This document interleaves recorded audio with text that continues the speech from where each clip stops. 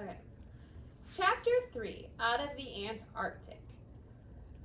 What with the excitement of having the great Admiral Drake speak to him over the radio and his curiosity about the Admiral's message to him, Mr. Popper did not sleep very well that night.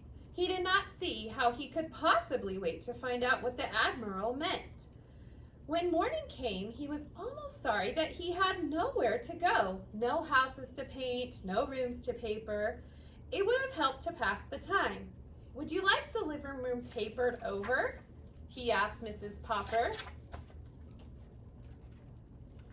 "I have quite a lot of paper, number 88, left over from the mayor's house." "I would not," said Mrs. Popper firmly. "The paper on now is plenty good enough. I am going to the first meeting of the Ladies' Aid and Missionary Society today, and I don't want any mess around to clean up when I get home." "Very well, my love," said Mr. Popper meekly, and he settled down with his pipe, his globe, and his book of the Antarctic Adventures. But somehow, as he read today, he could not keep his mind on the printed words. His thoughts kept straying away to Admiral Drake. What could he have meant by a surprise from Mr. Popper? Fortunately for his peace of mind, he did not have so very long to wait. That afternoon, while Mrs. Popper was still away at her meeting and Janie and Bill had not yet come home from school, there was a loud ring at the front door. "I suppose it is just the postman. I won't bother to answer it," he said to himself. The bell rang again, a little louder this time. Grumbling to himself, Mr. Popper went to the door. It was not the postman who stood there. It was an expressman with the largest box Mr. Popper had ever seen. "Party by the name of Popper live here?"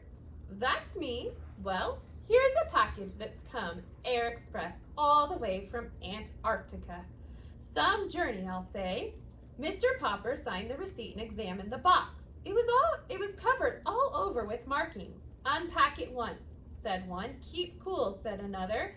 He noticed that the box was punched here and there with air holes. You can imagine that once he had the box inside the house, Mr. Popper lost no time in getting the screwdriver, for by this time, of course, he had guessed that it was the surprise from Admiral Drake. He had succeeded in removing the outer boards and part of the packing, which was a layer of dry ice, when from the depths of the packing case, he suddenly heard a faint "Ork!"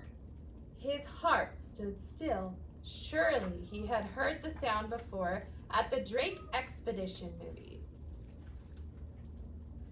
His hands were trembling so that he could scarcely lift off the last of the wrappings.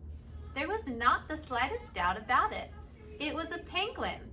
Mr. Popper was speechless with delight, but the penguin was not speechless. "Ork!" it said again, and this time it held out its flippers and jumped over the packing debris.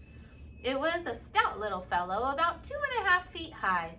Although it was about the size of a small child, it looked much more like a little gentleman, with its smooth white waistcoat in front and its long black tailcoat dragging a little behind. Its eyes were set in 2 white circles and its black head. It turned its head from one side to the other. At first, with one eye and then with the other, it examined Mr. Popper. Mr. Popper had read that penguins are extremely curious, and he soon found that this was true. For stepping out, the visitor began to inspect the house. Down the hall it went and into the bedrooms with its strange, pompous little strut. When it, or he, Mr. Popper had already begun to think of it as he, got to the bathroom, it looked around with a pleased expression on its face. Perhaps, thought Mr. Popper, all that white tiling reminds him of the ice and snow at the South Pole. Poor thing, maybe he's thirsty. Carefully, Mr. Popper began to fill the bathtub with cold water. This was a little difficult because the inquisitive bird kept reaching over and trying to bite the faucets with its sharp red beak. Finally, however, he succeeded in getting the tub all filled. Since the penguin kept looking over, Mr. Popper picked it up and dropped it in. The penguin seemed not to mind. "Anyway, you're not shy," said Mr. Popper.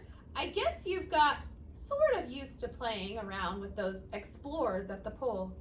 When he thought the penguin had had enough of the bath, he drew out the stopper. He was just wondering what to do next when Janie and Bill burst in from school.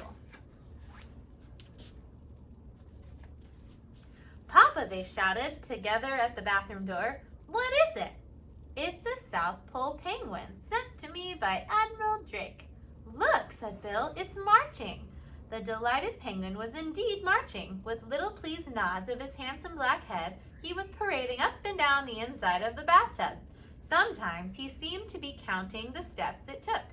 6 steps for the length, 2 steps for the width, 6 steps for the length again, and 2 more for the width. "For such a big bird, he takes awfully small steps," said Bill. "And look how his little black coat drags behind. It almost looks as if it were too big for him," said Janie. But the penguin was tired of marching.